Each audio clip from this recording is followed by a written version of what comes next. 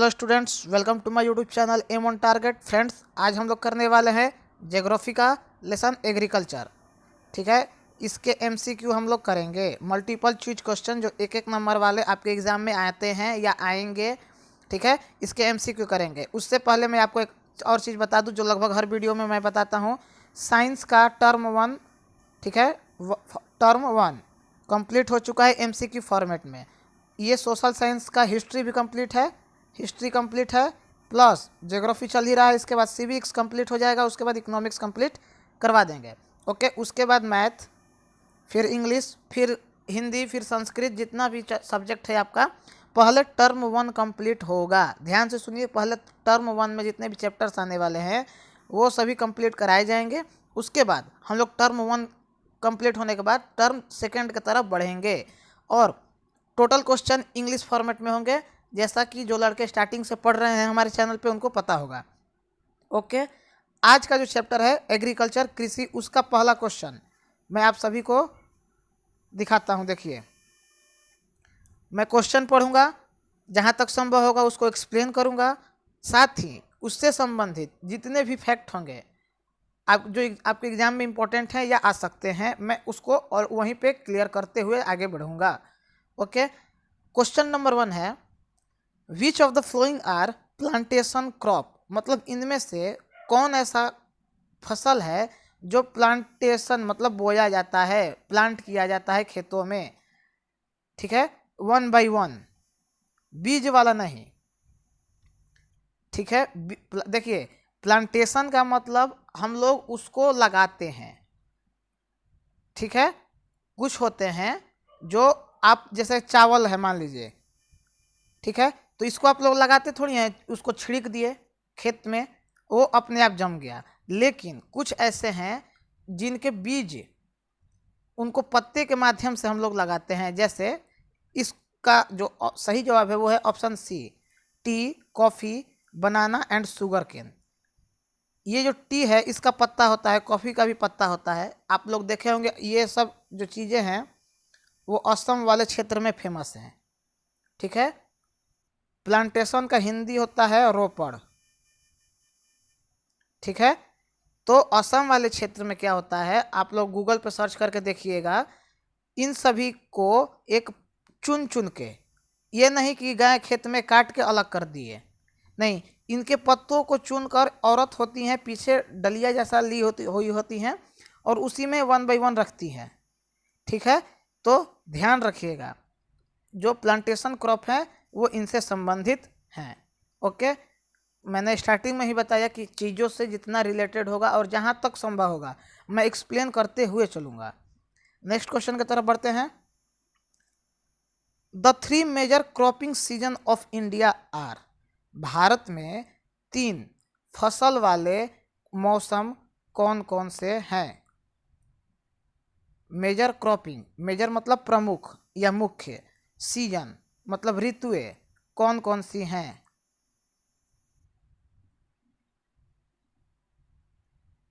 तो right answer is rabi crop, kharif crop और Z crop.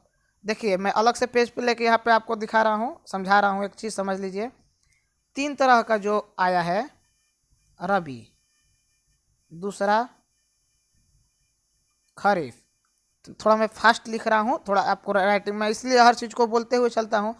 ठीक है, ये खरीफ है, ये है जैड। देखिए, ट्रिक समझाऊंगा यहाँ पे। रबी क्रॉप जो है वो अक्टूबर या नवंबर में बोया जाता है। ठीक है, और इससे 4 या 5 महीने मार्च या अप्रैल में काटा जाता है। खरीफ जो है वो अप्रैल, मई या कहिए जून के लमसम, मानसून जो आता है जून या जुलाई ले लीजिए, इसमें बोया जाता है और अक्टूबर से पहले, जैसे सितंबर या अक्टूबर रख लीजिए, उस वक्त काट दिया जाता है। और ये जैड जो क्रॉप है ये समर क्रॉप्स भी इसको बोलते हैं। मतलब जैसे खीरा, वाटरमेलन, ये सब हुआ, ये जैड क्रॉप में इंक्लूड हो जाएगा। ट्रिक समझिए। अब रबी क्रॉप कभी भी बोले तो एक लड़का है रवि जिसको ठंड में बहुत तकलीफ होता है सब्जी खरीदने में, तो रवि नाम का जो लड़का है उसको उसको सब्जी खरीदने में कब तकलीफ हो रहा है? तो ठंड में। और ठंडा हमारे इंडिया में नवंबर के लमसम स्टार्ट हो जाता है और दिसंबर में तो ये पूरा रूप धारण कर लेता है। तो इस ट्रिक से समझिए, वह फसल जो ठंडे में बोया जाता है, तो वो ठंडे में कौन, मतलब नवंबर में, और ठंडा किसको लग रहा था? रबी को। दूसरा बचा खरीफ, इसका उल्टा कर दीजिए, हो गया। ठीक, अब आते हैं नेक्स्ट क्वेश्चन की तरफ। क्वेश्चन नंबर 3 देखिए, उसी क्वेश्चन को यहाँ पे पूछ दिया है। अब आप लोगों ने अच्छे से सुना होगा तो आपके लिए ये आसान होगा। Rabi crop are, option A sown in winter and harvested in summer, वहीं जून जुलाई वाले सिस्टम लमसम में हार्वेस्ट मतलब कटाई। बी सोन मतलब बुआई, sown during rainy season and harvested in winter season. Option C sown in summer and harvested in winter. और चौथा जो है वो है नन ऑफ द एबव। फिर से मैं बता रहा हूँ, रवि नाम का लड़का है जो ठंडे में सब्जी खरीदने जाने से कतराता है। तो कब? Sown in winter, harvest in summer. Summer में आप जून या जुलाई वाले समय को ऐड कर सकते हैं। तो इसका सही जवाब होगा ऑप्शन ए। ठीक है, मैं थोड़ा इसको हटा दे रहा हूँ इन सब चीज़ों को। तो इसका सही जवाब ऑप्शन ए। समझ में आ गया? रबी फसल ठंडे के दिन में बोते हैं और गर्मी के दिन में जून या जुलाई में उसको काटते हैं। नेक्स्ट, अब उसका उसी का उल्टा आ गया, रबी का भाई खरीफ है। तो खरीफ को crop are grown, option A with the onset of monsoon and harvested in September October, जैसे मैंने बताया। With the onset of winter and harvested in summer. C with onset of autumn, autumn का मतलब होता है पतझड़, और ये पतझड़ वाला जो मौसम है वो फरवरी के लास्ट में, बसंत पंचमी के बाद और होली के पहले वाले सीजन में रहता है। ठीक है, आप लोग देखते हैं होंगे होली के समय में सब जो चेहरा है फटने उठने लगता है, पतझड़ सूखा सूखा एकदम लगेगा कि कैसा मौसम हुआ है, मन ही नहीं लग रहा है, दैट टाइप ऑफ मौसम। ठीक है, that type of weather. D है नॉन ऑफ द अबव। तो इसका सही जवाब option A on the onset of monsoon, monsoon जून जुलाई वाला, and harvested in September and या अक्टूबर। ठीक है, 15 सितंबर के बाद और 15 अक्टूबर के पहले। क्लियर है? अगर स्टार्टिंग में जो मैंने बताया है यहाँ पे, ये खरीफ रबी वाला, अगर ये समझ गए तो आपका जीवन में कभी भी रबी, खरीफ और जायड क्रॉप, जिसको समर क्रॉप बोलते हैं, वो गलती नहीं होगा। आते हैं नेक्स्ट क्वेश्चन।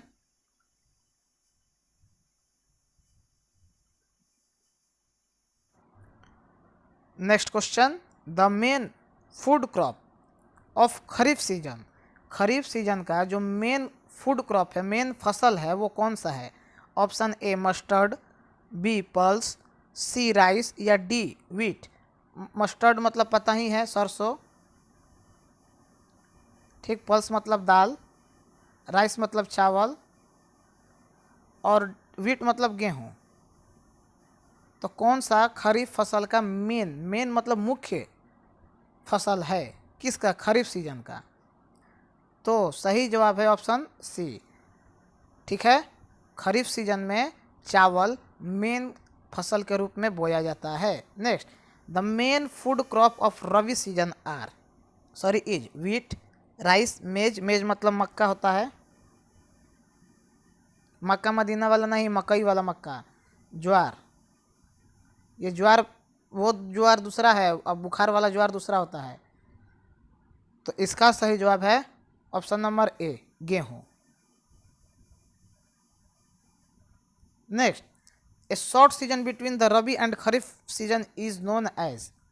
शॉर्ट सीजन मतलब उसके बीच का, बिटवीन, बिटवीन मतलब बीच का, किसका? तो the rabi and kharif is known as, मैंने बताया दो मुख्य हैं और तीसरा जो है उसका नाम है जायड क्रॉप, जिसको समर क्रॉप्स के नाम से भी जाना जाता है।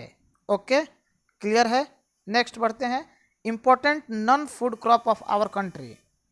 इम्पोर्टेंट है बट नॉन क्रॉप, लेकिन वह फूड नहीं है, नॉन फूड है। ठीक है, tea and coffee, millet and pulse, cotton and jute, none of the above. तो इम्पोर्टेंट के साथ साथ नॉन फूड जो है वो है cotton and jute. Okay, next, the two main wheat growing region are, मतलब दो ऐसे मेन व्हीट ग्रोइंग एरिया आपको बताने हैं, क्षेत्र बताने हैं जहां व्हीट मतलब गेहूं उगाए जाते हैं।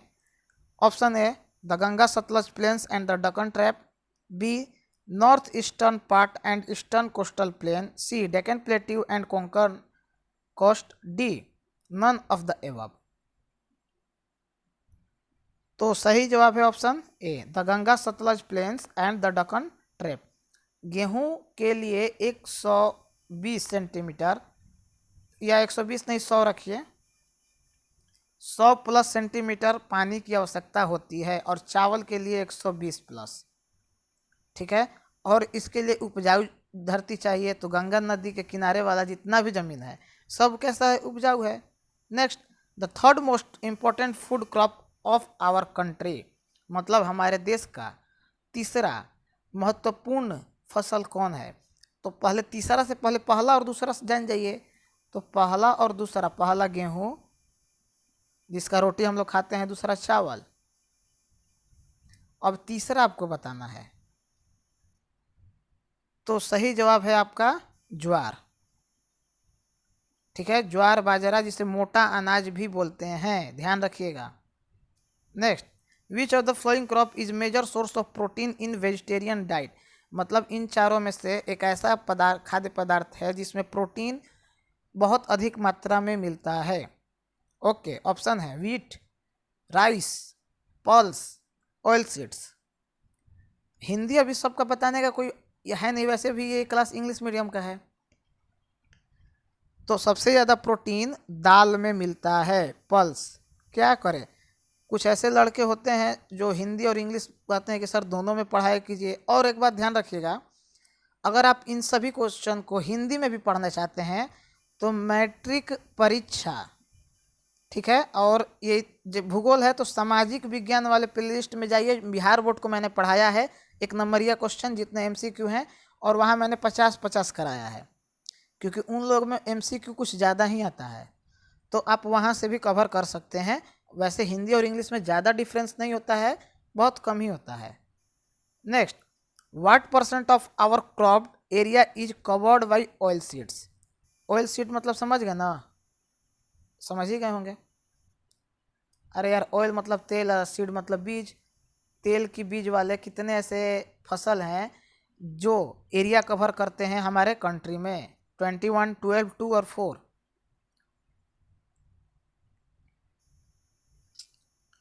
ठीक है, तो इसका सही जवाब है option number B, 12। Next, coffee cultivation was first introduced in, coffee का सबसे पहले खेती किस क्षेत्र में किया गया था। हिमालय क्षेत्र में, अरावली हिल्स में, गारो हिल्स में, या बाबा बुदन हिल्स में। अब देखो, जो असम वाले लड़के होंगे उनको पता होगा कि बाबा बुदन की पहाड़ी असम के क्षेत्र में है, तो वो टिक करके अपना ऐश करेंगे। ठीक है, थोड़ा सा लॉजिक लगाओगे तो मैजिक हो जाएगा। Next, which of the following crop is an important raw material for automobile industry, automobile industry के लिए कौन सा रॉ मटेरियल इंपॉर्टेंट है इन चारों में से। अब इंडस्ट्री में पल्स का क्या काम है, रागी का क्या काम है, बच्चा सी उड़ गया, रबड़। नेक्स्ट, हल्का सा लॉजिक लगाइए, मैजिक देखिए। Rearing of silk worm from the production of silk fibre is known as sericulture. यार ये 7 क्लास का है मैं आपको बता रहा हूँ, 7 में भी ये है और 8 में भी ये है, ये चैप्टर सेरीकल्चर वाला। मतलब समझ रहे हो, क्लास 6, 7, 8 हर एक दूसरे से जुड़ा है। तो अगर स्टार्टिंग में ही अच्छे से पढ़ लोगे तो 10th में ज़्यादा मुश्किल नहीं होगा। Next, which of the following is known as golden fibre? Important, very very important. किसको गोल्डन फाइबर बोलते हैं? कॉटन को, जूट को, हेम्प या सिल्क? तो कॉटन गोल्डन फाइबर बोलते हैं। अब हम कॉटन बोल दिए तो आप लोगों को लगेगा कॉटन, जो गलत है, होगा जूट। गोल्डन फाइबर बोलते हैं इसको, जूट को, बहुत इस्तेमाल होता है। Next, which of the following describe a system of agriculture where a single crop is grown on large area? ठीक है, सिंगल क्रॉप का प्रोडक्शन होता है, ग्रोन उगाया जाता है ऑन लार्ज एरिया, बहुत बड़े एरिया में, तो उसको क्या बोलते हैं? Shifting agriculture, plantation agriculture, horticulture या इंटेंसिव एग्रीकल्चर? तो right answer is option B, plantation agriculture. इसके बारे में मैंने स्टार्टिंग में ही ऑलरेडी आपको बता दिया है।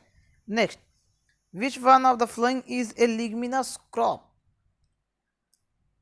Pulse, jowar, millets, sesame? Right answer is pulse.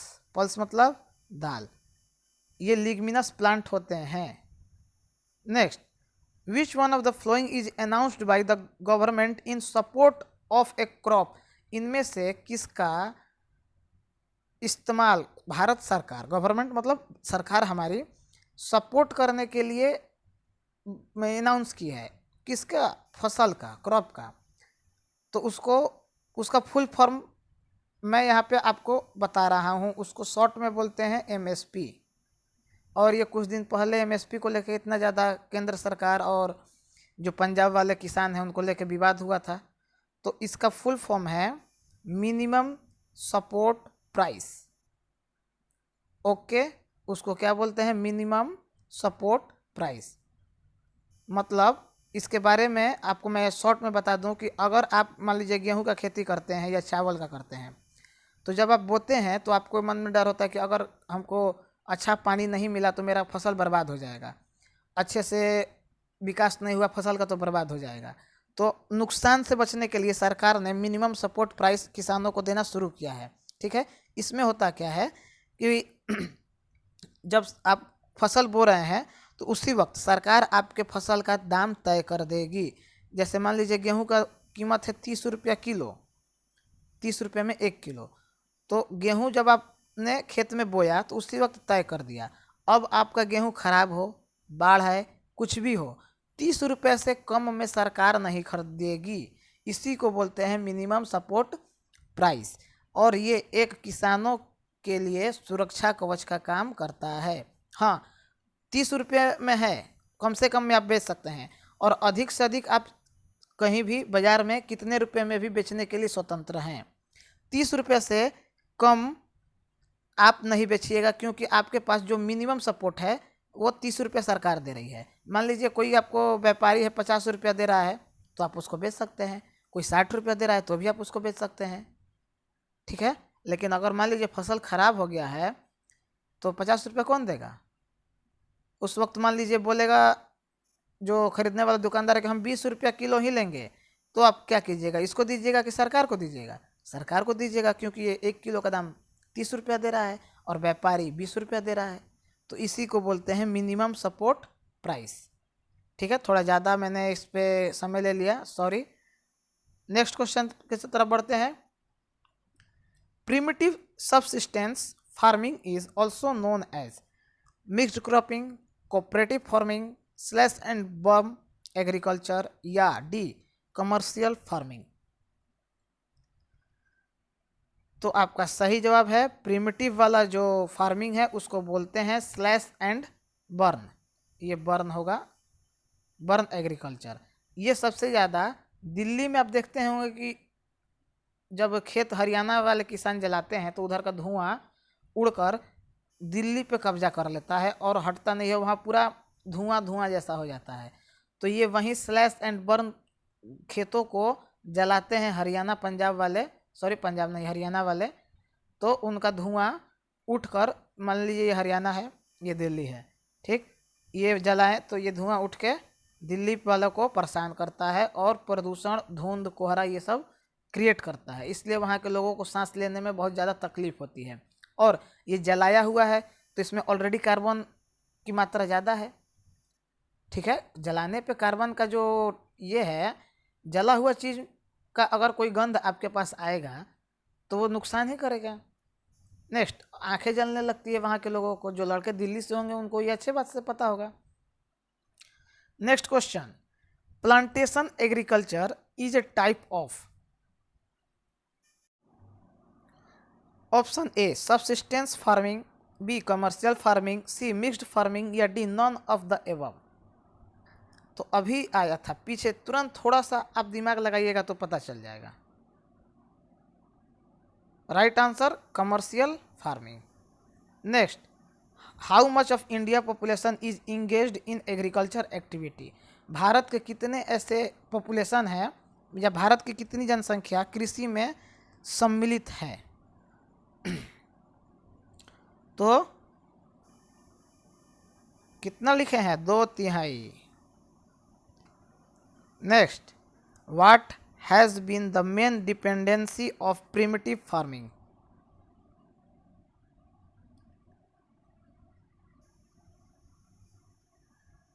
Monsoon, labour, sustainability of other environment या डी टेक्निकल। भारत के जितने भी किसान हैं वो किस चीज़ पे निर्भर हैं, तो मानसून पे। क्या दिमाग लगाना है यार ज़्यादा। Primitive farming monsoon. Next, which type of agriculture is called slash and burn agriculture. अभी पीछे आया था, slash and burn is a primitive subsistence.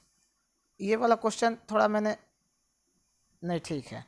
Plantation agriculture is a type of commercial farming, हमको लगा कि प्रिमिटिव फार्मिंग लिखा है। Next, intensive subsistence farming is blanks farming, mechanic based, crop rotation, labour intensive या D soil consistent. Right answer is labour intensive.